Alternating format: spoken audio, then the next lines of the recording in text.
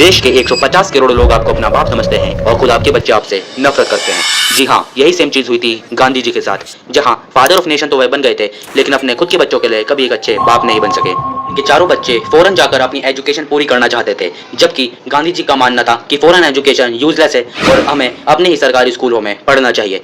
इसकी वजह से उनके सबसे बड़े बेटे हरिलाल कभी इंग्लैंड जाकर बैरिस्टर नहीं बन पाए और गांधी जी को जीवन भर कोसते रहे। और कमाल की बात यह है कि गांधी जी खुद इंग्लैंड जाकर बैरिस्टर बनकर आए थे, लेकिन सिर्फ एजुकेशन में ही नहीं, और भी चीजों में उन्होंने अपने बच्चों को हमेशा निराश किया। जैसे कि उनके दूसरे बेटे मनीलाल को एक लड़की पसंद आ गई थी, जिसके बाद उन्होंने लव मैरिज करने की ख्वाहिश रखी, जिसपे गांधी जी तो थे अहिंसा के पुजारी, तो मार पिटाई की जगह उन्होंने व्रत रखकर अपने बेटे को परेशान किया और इमोशनल टॉर्चर किया। जबकि इस चीज पर हम देखें तो गांधी जी की खुद की शादी 13 साल की उम्र में हो चुकी थी। और चलो ये तो मान लिया जाए कि गांधी जी के पिता और माता ने ही उनके साथ यह किया, लेकिन जो 70 साल की उम्र में अपने ब्रह्मचर्य एक्ट के नाम पर लड़कियों के साथ सोया करते थे, वह कौन सी महानता थी।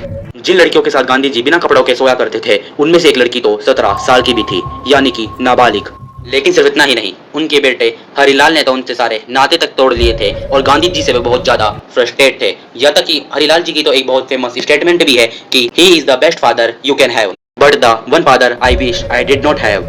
लेकिन दोस्तों, जो मैंने आपको इस शॉर्ट्स में बताया, ये तो उनकी सच्चाई का सिर्फ और सिर्फ 1% था। अगर आप गांधी जी की सारी सच्चाई जानना चाहते हैं तो अभी यह वीडियो देखिए और इसके बाद आप खुद कहेंगे कि शायद उनके सारे बेटे सही थे।